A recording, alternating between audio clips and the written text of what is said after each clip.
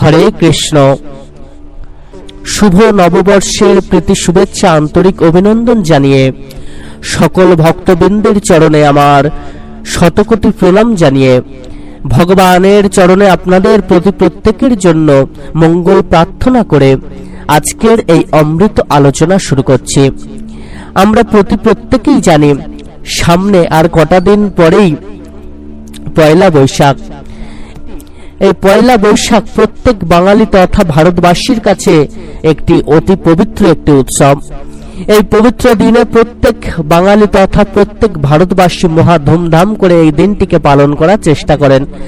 বিশেষ করে ভোজন রসিক বাঙালি অতি পবিত্র ভাবে পালন করেন এবং এই দিনটা মহা ধুমধাম করে মহা আনন্দের সাথে পালন করেন, যাতে বছরের প্রত্যেকটা দিন সুখে থাকতে পারেন, শান্তিতে থাকতে পারেন, এইভাবে মহা ধুমধামের সঙ্গে আনন্দের সঙ্গে যেন কাটাতে পারেন।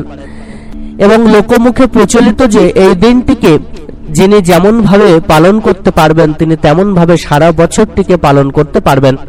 তাই প্রত্যেকেই এই বিশেষ দিনটিকে অতি পবিত্র ভাবে পালন করেন। আপনারা যদি দিনটাকে এইভাবে পালন করতে পারেন তাহলে আপনার পুরো বছর ভালো কাটবে, আপনার সংসারের উন্নতি দ্বিগুণ হবে এবং আপনার গৃহের আয়োন্নতি বাড়বে, সারা বছর সুখে শান্তিতে থাকতে পারবেন। এই পবিত্র দিনটি ভগবানের বলা বিশেষ কিছু কথাকে মেনে আপনি যদি পালন করতে পারেন তাহলে আপনার পুরো দিন ভালো কাটবে এবং পুরো দিনের সাথে সাথে আপনার পুরো বছর ভালো কাটবে। আপনার গৃহের উন্নতি বেড়ে যাবে, আপনার সংসারের আয় বাড়বে এবং সংসার শান্তিময় হয়ে উঠবে, সংসারে সব সময় শান্তি বিরাজ করবে, সংসারের প্রতি প্রত্যেকে স্বয়ং ভগবানের আশীর্বাদ লাভ করবেন। তাই আপনারা প্রত্যেকে ভিডিওটি শেষ পর্যন্ত মনোযোগ সহকারে শুনবেন এবং জেনে নিন পয়লা বৈশাখ দিনটিতে কোন বিশেষ কাজগুলি আমাদেরকে পালন করে চলতে হবে, যে কাজের মধ্য দিয়ে আমরা আমাদের পুরো বছরটাকে ভালোভাবে কাটাতে পারবো, সুখে থাকতে পারবো, শান্তিতে থাকতে পারবো এবং সহজে সংসারের আয়োন্নতি বাড়তে থাকবে। এই পবিত্র দিনে আপনারা প্রত্যেকেই কিন্তু পবিত্রভাবে পালন করার চেষ্টা করবেন।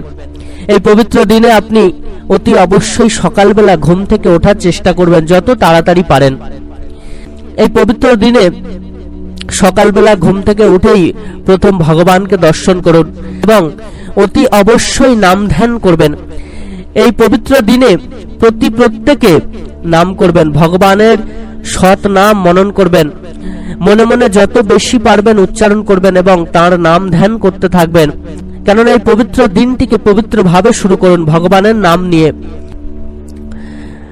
প্রত্যেকে ভগবানের নাম করতে থাকবেন। এই পবিত্র দিনে প্রত্যেকেই গুরুজনদের প্রণাম করবেন, ভগবানের শ্রীচরণে প্রার্থনা করবেন, হে প্রভু আমাদের যেন পুরো বছরটা ভালো কাটে, আপনি সেই আশীর্বাদ আমাদেরকে প্রদান করুন, আমরা যেন আপনার আশীর্বাদ লাভ করতে পারি এবং আপনার আশীর্বাদ পেয়ে আমাদের পুরো বছর ভালো কাটে, আমাদের সংসার সুখের হয়, শান্তির হয়, আমাদের সংসার যেন আয়োন্নতি বাড়তে থাকে।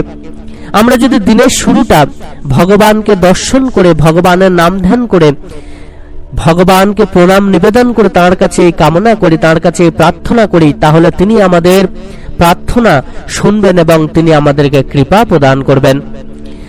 তাই তো দিনের শুরুটা আমাদের প্রত্যেকেরই কিন্তু এইভাবে শুরু করতে হবে।